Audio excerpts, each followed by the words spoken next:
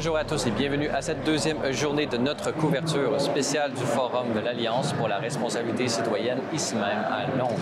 La journée a commencé ce matin par de nombreuses prises de parole, a notamment attiré l'attention l'allocution de Douglas Murray.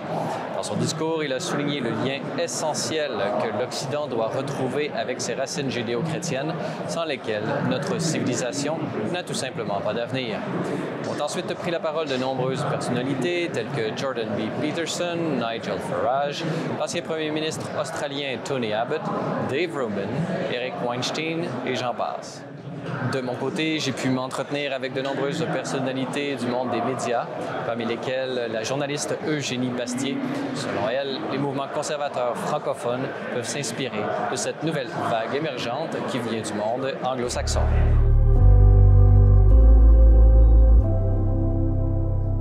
Alors, nous sommes toujours à la conférence ARC et j'ai la joie d'être en compagnie d'Eugénie Bastier. Eugénie, bonjour. Bonjour.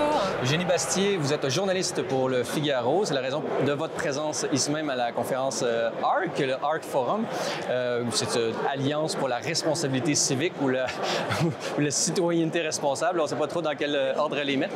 Parlez-nous un peu de l'événement jusqu'à maintenant. Vous êtes ici depuis hier. Parlez-nous de quelle est l'atmosphère de votre point de vue. Écoutez, j'étais assez curieuse de voir un peu ce que pensait le monde conservateur, notamment anglo-saxon, parce que c'est vrai qu'il y a peu de Français qui sont représentés, en tout cas dans les intervenants, zéro même.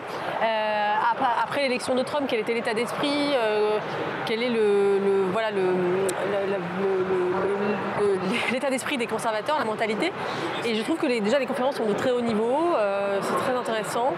Et ce que j'aime bien, ce que je trouve très rafraîchissant d'un point de vue français, c'est le côté très positif.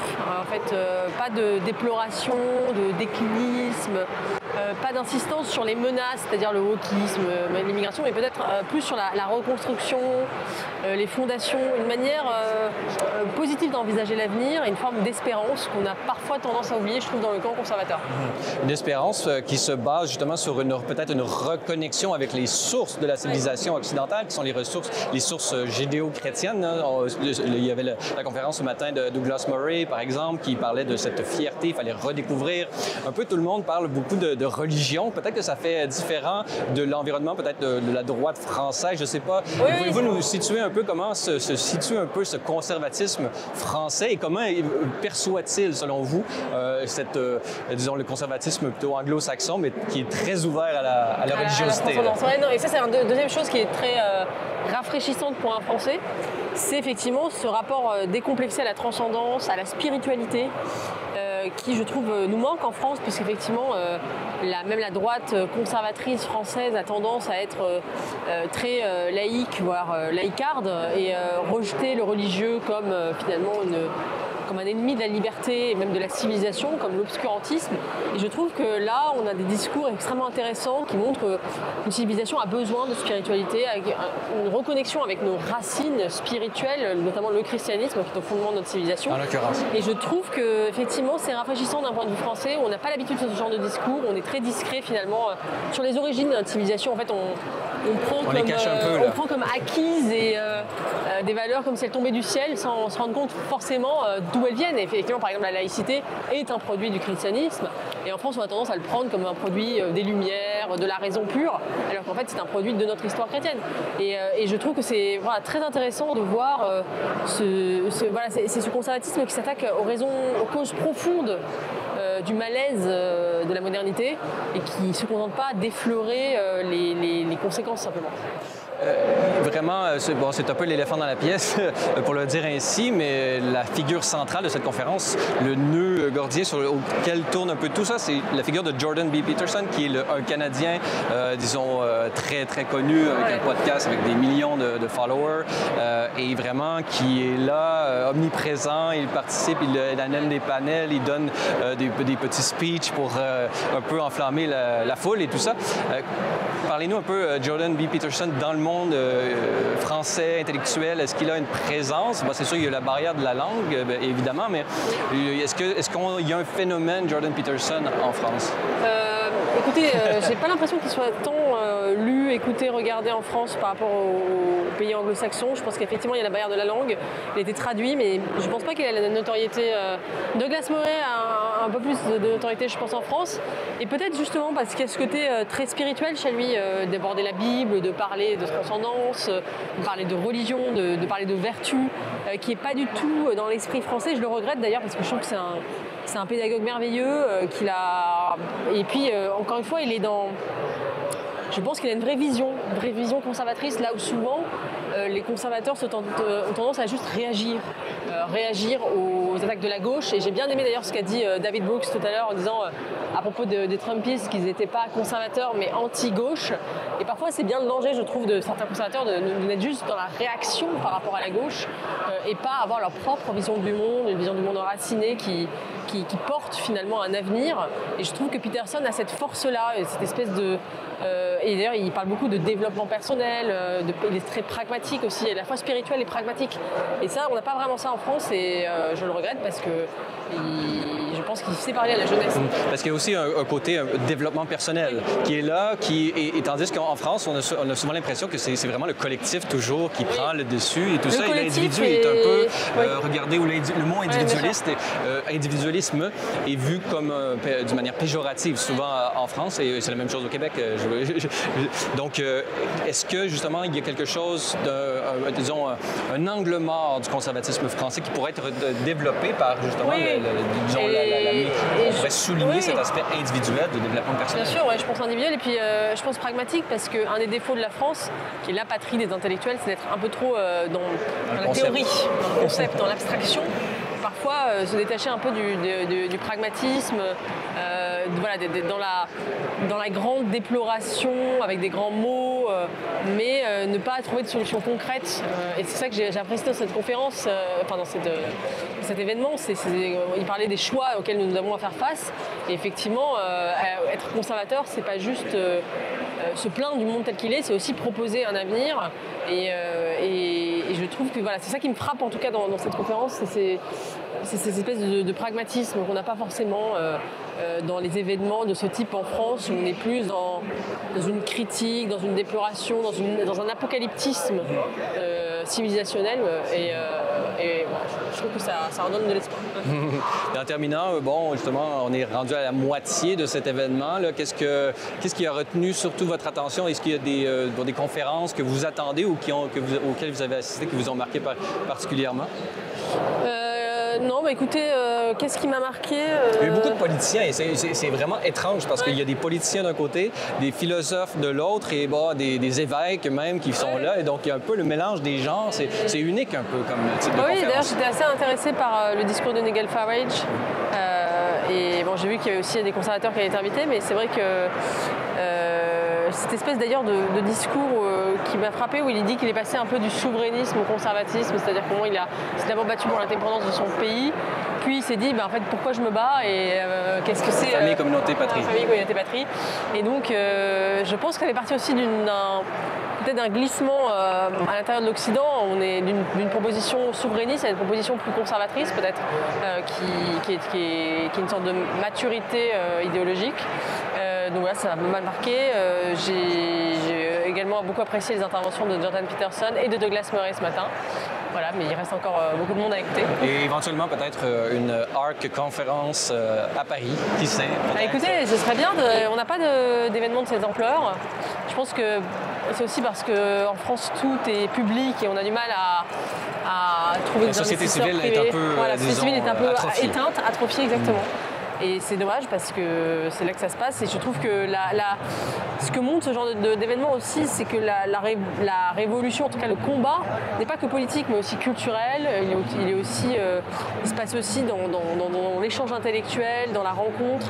Tout n'est pas que politique. Il ne faut pas attendre tout de la politique. C'est même le principe même, à mon avis, d'être conservateur. C'est de ne pas tout attendre d'un changement de l'État, du gouvernement.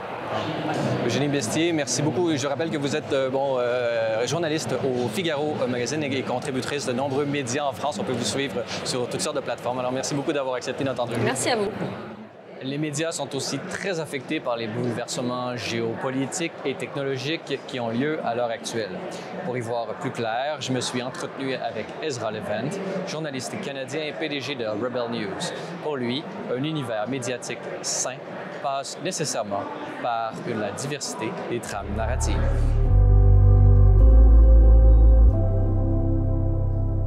So I have the pleasure to be with a fellow Canadian, Ezra Levin. Thanks for accepting my invitation. My pleasure. Great to talk with you.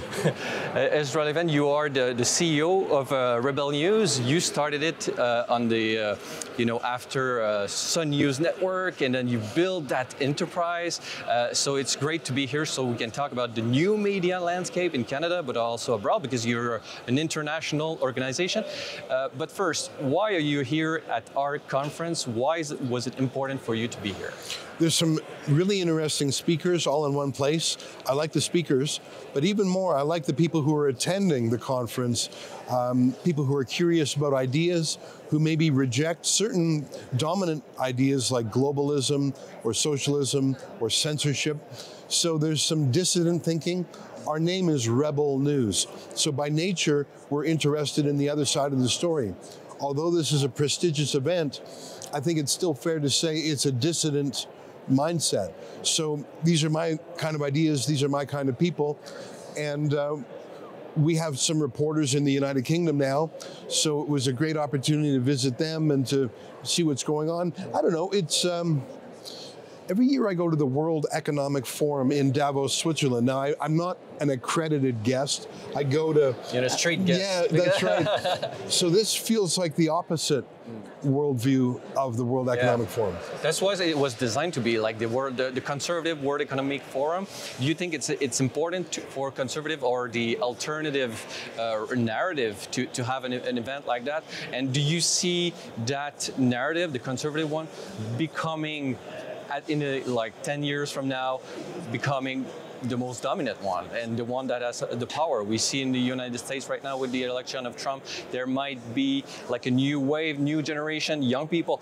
How do you see the future of conservative movement? Well, what's interesting is in Europe, there's a conservative populist movement, also a little bit nationalist across the continent. In the United Kingdom, the Reform Party of the UK, Le Pen in France, Giorgia Meloni in Italy, Viktor Orban in Hungary, the Alternative for Deutschland in Germany. I guess what I'm saying is sometimes the pendulum swings. And I think over the last 10 years, it's been swinging towards mass open borders immigration, which has stressed out a lot of cultural elements. So I wonder if the populist right is on the march. Geert Wilders of the Netherlands, for example. You can also see this in the response by the establishment to censor social media, to try and tamp down the dissidents. When J.D. Vance, the U.S. Vice President, spoke a week ago at the Munich Security Conference, he talked about freedom of speech, and that really upset a lot of the establishment figures there. Upset, he was almost crying. Yeah, one of them was crying. The chairman of the conference. So do you think they are more afraid than dangerous? Maybe that overprotection is just make a self-defense mechanism because they are afraid of the other part. But would that be would that kind of conference be a good opportunity to say, well, we're not dangerous, we just want common sense and dialogue? Yeah, I mean, this is a fairly British-American conference here, but I think it reflects the pendulum swinging back throughout Europe, and even in America, of course. 4 years ago, the idea that Trump could win again seemed far-fetched to a lot of people, but it happened. He won all the battleground states, he won a popular vote. So it's not just political parties and partisan politics.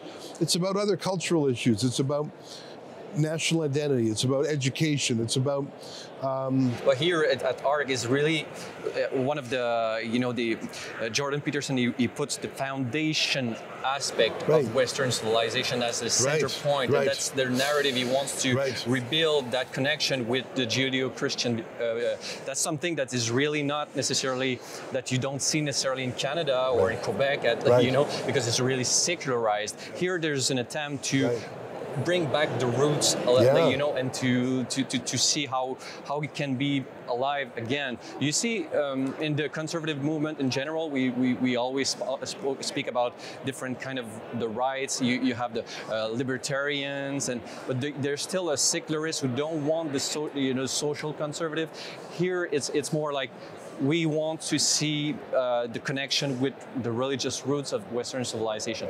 You see that as a necessary step for the union of the entire right? I think it's an important part of Western civilization, because we don't even realize it.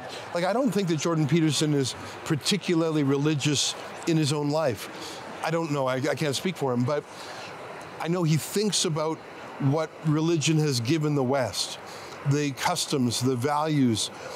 And I think so many of us, even if we're not particularly, we don't think of ourselves as religious, so many of the things we subconsciously do are rooted in Christian and the religious ethos. And so it's important not to forget that.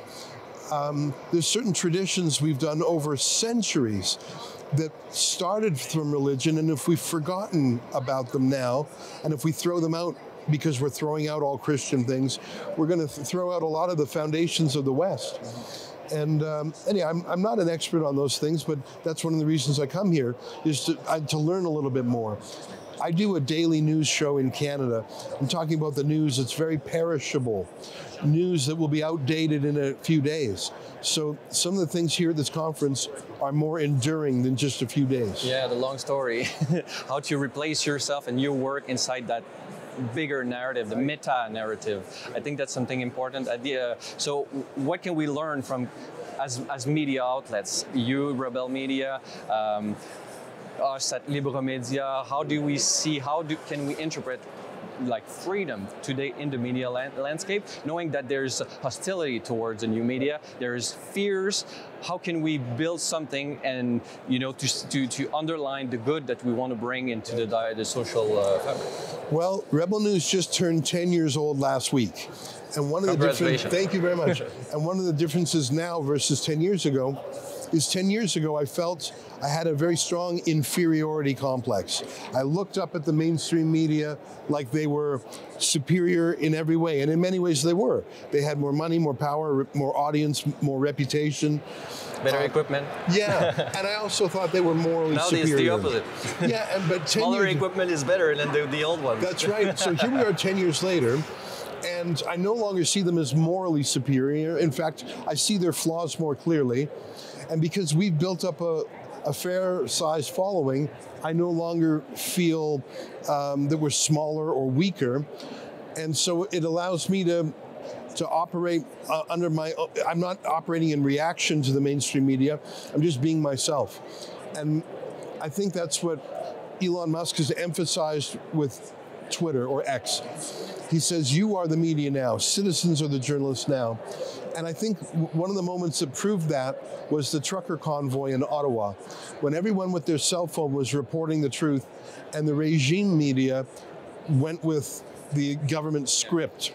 This is an illegal protest. These are violent insurrectionists like January 6th. And I think citizen journalists won that important battle also during the pandemic. Official media really sounded like bought and paid for Pfizer ads. It felt like a pharmaceutical company ad, whereas citizen journalists and skeptics, and look at now, Robert F. Kennedy Jr. is the head of Health and Human Services in America. So in many ways, that's a victory of citizen journalists over regime media. So when I come here, I just want to be myself, and I'm not worried about what the CBC or CTV would say. What do I care? I have my own audience. They can talk to their shrinking audience. Ours is growing. And we know that, like, for instance, Donald Trump is welcoming new media inside. Do you plan to have a White House correspondent inside the Oval Office? I'm not sure if we can afford to have a full-time person, but to go down there once in a while would be wonderful. And he's right. Why should old school media have a privilege other than for regions of inertia, just habit? So I think there are some new media that are very powerful, very influential, very intelligent. The idea that Trump is going to rotate them through the press conferences makes sense. Maybe we'll be there one day. There you go. Well, so we wish you all the best for the future, and thank you for accepting this interview. Thanks for good luck. Thank you. Des personnalités politiques canadiennes ont également participé à cette conférence ouverte à tous. Voici mon entrevue avec Marie-Josée Elie, candidate à l'investiture du Parti conservateur du Canada pour la circonscription Montmorency-Charlevoix. Nous sommes en compagnie de Marie-Josée Elie. Bonjour. Bonjour. Marie-Josée Elie, vous êtes candidate à l'investiture pour le Parti conservateur du Canada sur la Côte-Nord, mais à Charlevoix aussi. Donc, parlez-nous un peu, quelles sont les raisons de votre présence ici même à la conférence pour la citoyenneté responsable à Londres? D'abord, je tiens à dire que c'est une opportunité extraordinaire d'être ici. À Londres. J'aurais aimé y être l'année passée, mais c'était sur invitation. Donc, quand ils ont ouvert, je me suis dépêchée de m'inscrire parce que c'est quelque chose d'unique, de complètement nouveau.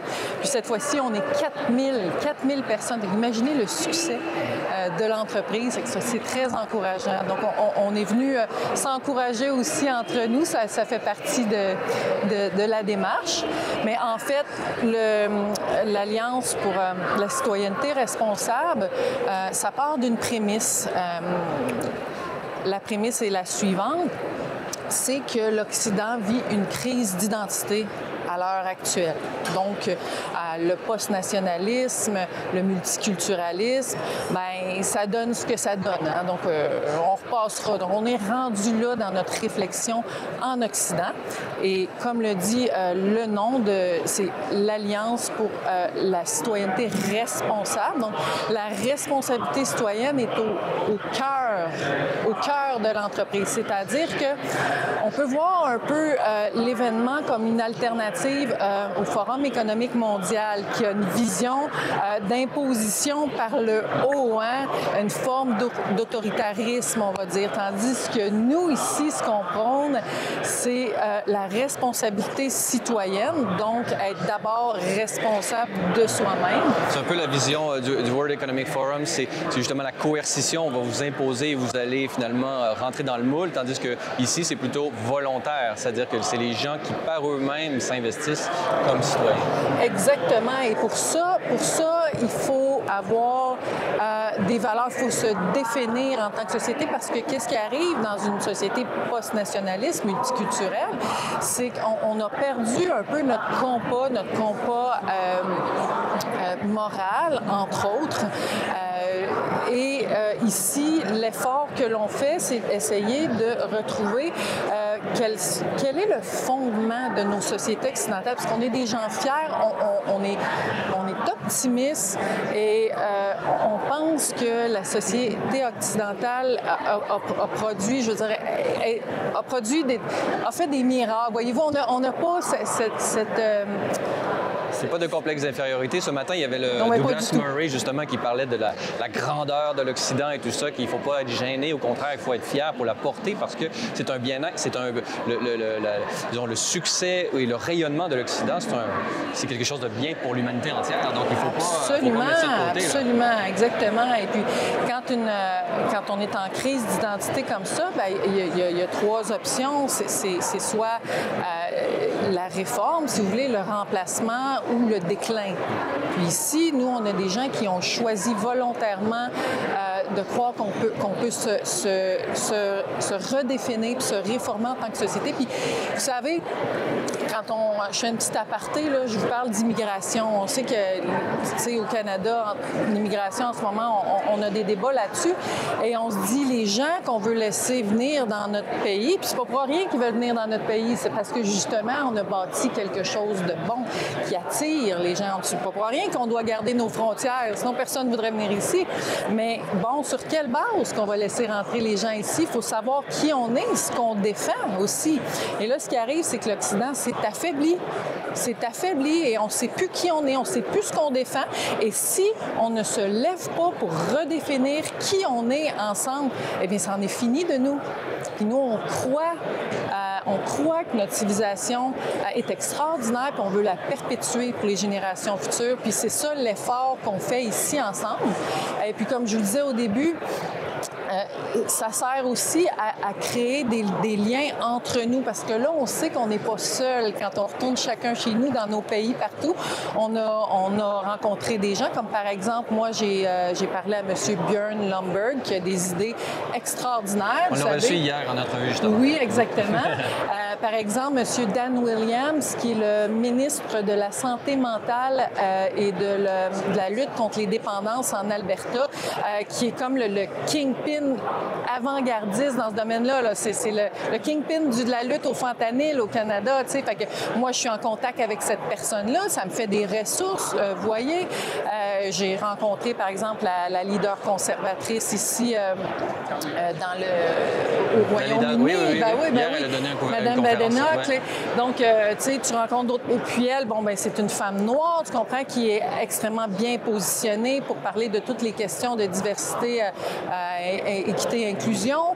Donc, on se fait des contacts comme ça, puis ça nous permet, on sait qu'on n'est pas seul, puis on va s'entraider entre nous, puis se lever pour notre civilisation occidentale qui est basée sur des valeurs judéo-chrétiennes à la base. Donc, oui, on essaie de se redéfinir, c'est ça. Donc, c'est ça qu'on fait. Parce que ce qui est intéressant dans la conférence, c'est que il y a une perspective très, on pourrait dire, philosophique. Et ce matin, Douglas Murray, on avait énormément, tout le monde parle toujours des racines judéo-chrétiennes, des racines judéo-chrétiennes.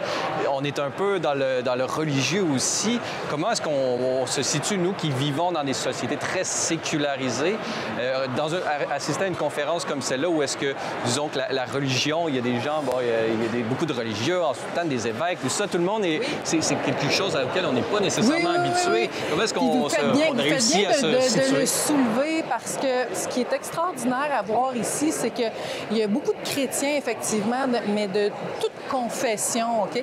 Et c'est comme si, là, soudainement, tu n'aurais pas vu ça, disons, là 50, 100 ans, ça se picossait entre les factions chrétiennes.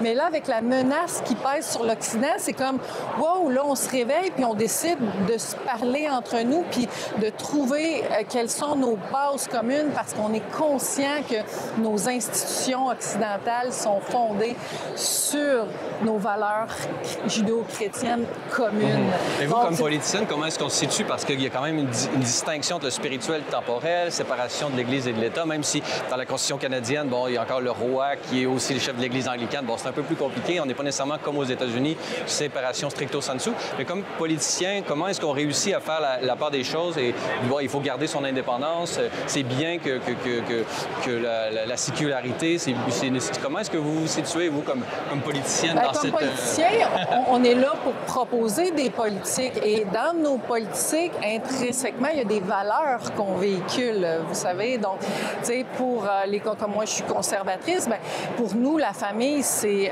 excessivement important parce que c'est la cellule de base de la société. Donc, moi, j'irai pas dire, j'irai pas citer un verset de la Bible qui met la famille en valeur, mais je vais proposer des politiques qui vont en ce sens-là. Et si les gens s'identifient à mes politiques, bien, ils vont voter pour moi. C'est tout simplement parce qu'on n'est pas là pour parler de religion, on est en politique ici. Là. Mais ça même reste la devise du Canada, c'est d'un océan à l'autre, qui est un psaume de la Bible. Oui, exactement. Donc, finalement, il y a quand même justement toujours un héritage qui est là, qui est omniprésent, il faut l'accepter. C'est ça, et ça appelle beaucoup plus qu'on le pense, parce que quand on parle de M. Peterson, par exemple, qui est un psychologue à la base... Canadien, c'est beau le rayonnement du Canada à travers ce personnage. C'est extraordinaire. Et lui, quand il donnait des conférences, avant de s'intéresser à la religion, parce que lui, c'est pas un croyant là, à la base, eh bien, il parlait beaucoup de responsabilité. Okay? Et le public qui a été touché par ses propos, ce sont les jeunes hommes blancs majoritairement, parce que justement, il y avait une vacuité d'orientation, voyez-vous.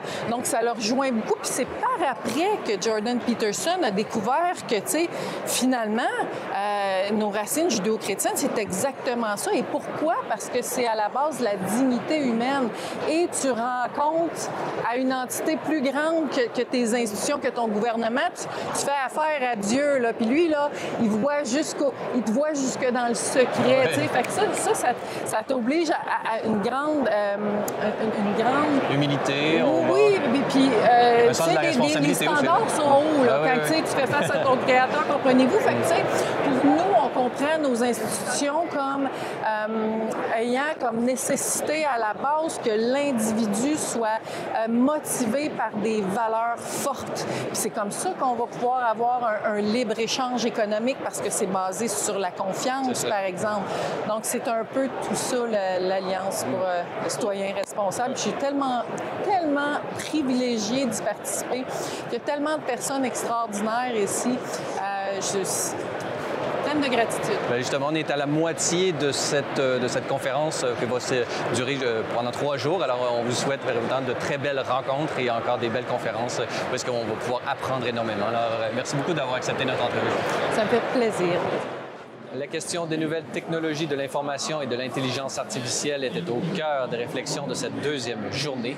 J'ai eu l'occasion de discuter de ce thème avec Daniel Lemire, professeur en informatique à la TÉLUQ et spécialiste de l'IA.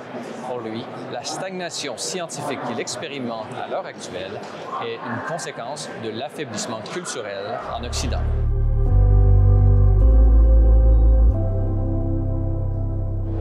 Nous sommes avec un autre Québécois, Daniel Lemire. Bonjour. Bonjour. Daniel Lemire, vous êtes professeur en informatique à la TÉLUQ, spécialiste de l'intelligence artificielle. Parlez-nous un peu de votre présence ici. Pourquoi c'était important pour vous en tant que scientifique d'être ici? Bien, moi, en tant que scientifique, ce qui me préoccupe beaucoup, c'est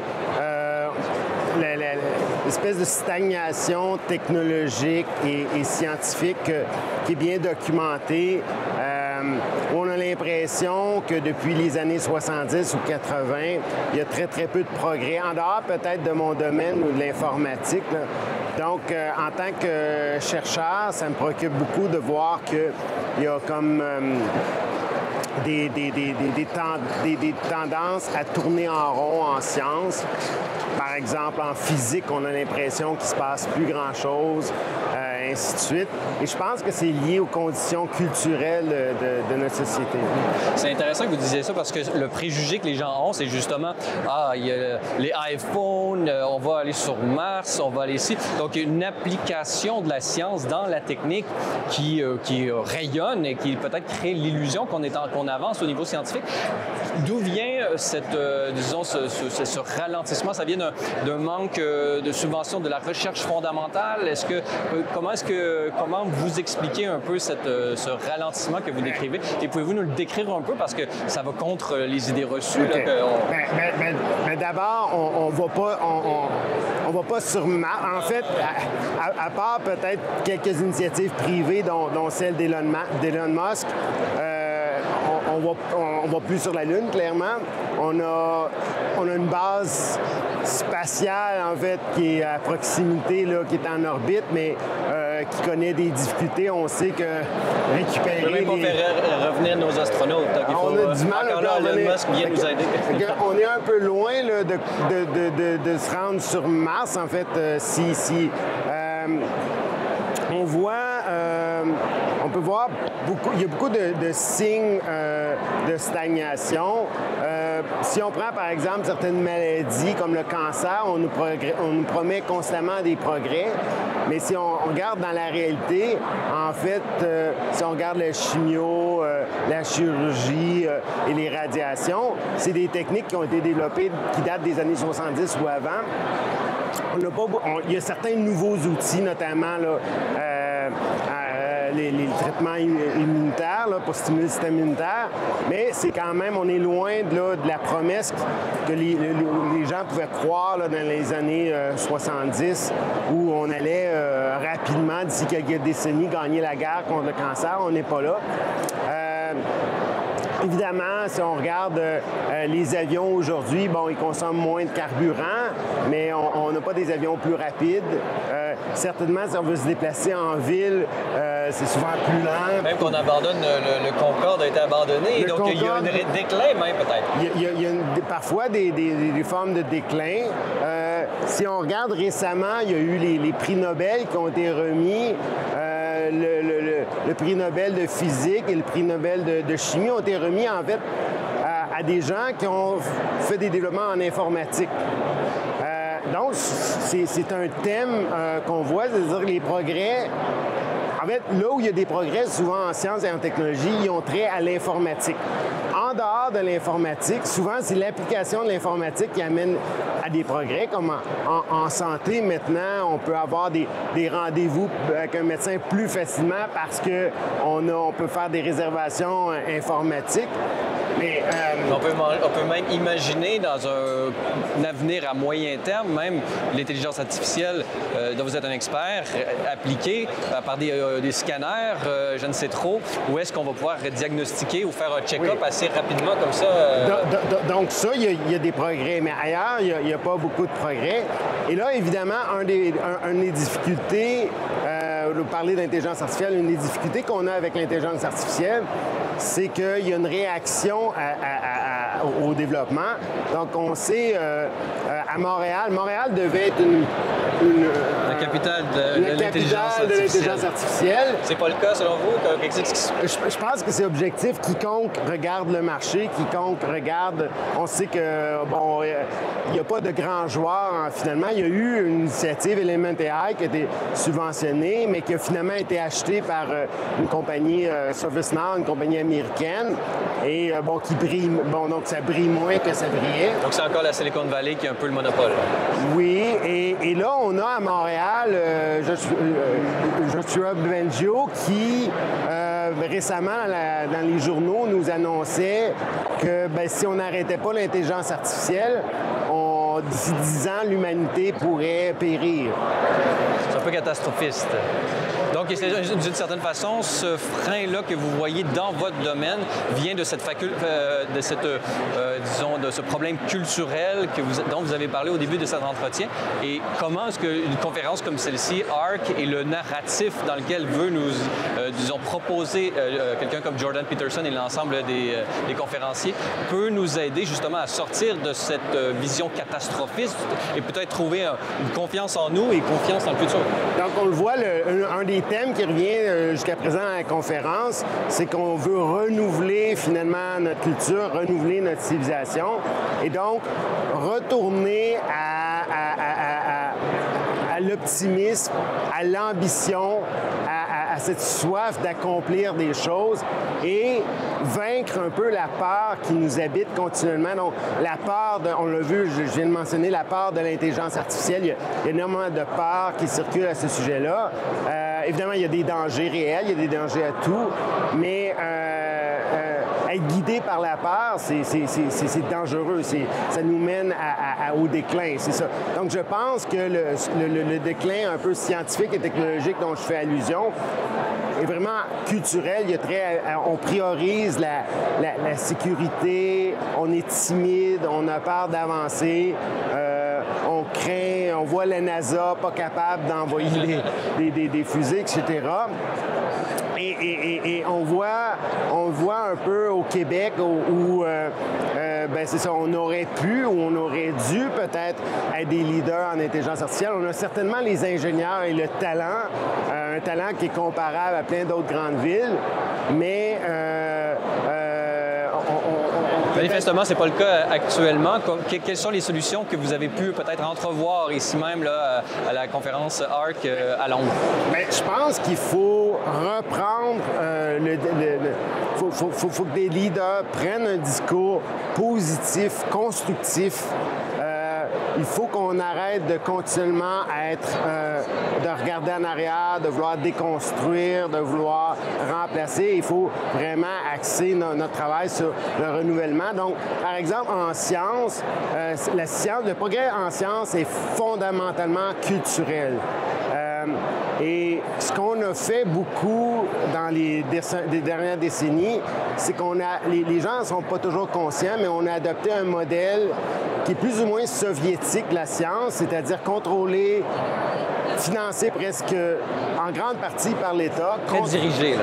Très dirigé, avec des plans quinquennaux qui nous viennent avec des orientations qui nous viennent de l'État. Donc, il faudrait plus de liberté, selon vous, pour essayer de ne pas mettre tous nos œufs dans le même panier, mais essayer de rechercher un peu dans toutes les directions pour éventuellement arriver à de l'innovation. C'est un peu ce que vous proposez. C'est que l'innovation, c'est pas quelque chose qu'on obtient par dirigisme. Donc, on ne peut pas le prévoir, on ne sait pas à quoi s'attendre. On ne peut pas demander, on l'a vu avec ça ne serait pas une découverte si on le savait déjà. C'est ça, on l'a vu avec l'échec du modèle soviétique. Même il finançait généreusement la science, il y avait des plans, ça, ils n'arrivaient pas à innover. Et on le voit, l'innovation, c'est un processus qui est culturel, basé sur des initiatives individuelles qui sont, comme vous le dites, pas nécessairement prévisibles. Et qui peuvent fondamentalement pas être planifiés. Un peu comme on dit souvent que les Chinois sont des gens qui récupèrent un peu les technologies qui viennent des États-Unis. Donc, on peut voir un peu les deux modèles de dirigisme avec la Chine et d'innovation peut-être plus libertaire avec les États-Unis. On voit qui est en premier, finalement, lorsqu'on compare les deux modèles. Oui, mais ce que je pense qu'on voit concrètement, c'est que le modèle chinois a évolué. Ils ont frappé un mur, ils ont vu qu'ils ne pouvaient pas continuer. Et ce qu'on voit, en fait, concrètement, on l'a vu en intelligence artificielle avec DeepSeek récemment, l'entreprise, c'est qu'ils ont adopté un peu, en fait, ils ont émulé... Ils ont fait la même chose, mais à moindre coût. Mais ils ont émulé l'Occident, c'est-à-dire que ils ont développé, il y a beaucoup d'entrepreneuriat quand même. Il y a du libre marché, du vrai libre marché en Chine. Neil Ferguson, un des historiens qui prenait la parole ici, il dit que l'Occident, on est devenu les nouveaux soviétiques. Hein? C'est que finalement, on pense qu'on est en avance, mais lui, il craint beaucoup, en fait, la menace, par exemple, de la Chine, la Russie, qui sont, la Chine en particulier, qui est capable, on le voit maintenant, sont capables d'innover et qui peuvent représenter vraiment une menace, certainement une menace à l'hégémonie de l'Occident, parce que là, eux, on l'a vu dans une des choses qui a peut-être passé inaperçue, c'est que dans les 20 dernières années, la science qui vient de Chine par exemple, en informatique, est rendue de très bonne qualité. Il y a 20 ans, on prenait un article scientifique qui venait de Chine, on était presque assuré que c'était pas très bon, mais maintenant, ça devient très, très bon. Donc, on voit que c'est une course où il faut se maintenir en forme, et c'est une des façons de se maintenir en forme culturellement, qui est le substrat de la science expérimentale, c'est une des raisons pour lesquelles vous êtes vous-même ici. Et qu'est-ce que vous auriez, en terminant, à dire pour les scientifiques qui nous écoutent et qui peut-être auraient besoin d'être convaincus à se rendre ici l'année prochaine? Ah, ben là, je pense que tous les scientifiques sont frustrés et il y en a beaucoup qui sont secrètement frustrés par le système, qui voient que ça avance pas, qui voient qu'on a bureaucratisé à outrance la science. Bien, c'est peut-être un bon endroit ici pour venir discuter de nouveaux modèles. Très bien, Daniel Lemire. Je rappelle que vous êtes professeur d'informatique à la TELUC et spécialiste d'intelligence artificielle. Alors, merci beaucoup d'avoir été avec nous et bonne fin de conférence à vous. Merci à vous. Voilà, c'est tout pour notre jour 2 de notre couverture spéciale du Forum 2025 de l'Alliance pour la responsabilité citoyenne, ici même à Londres.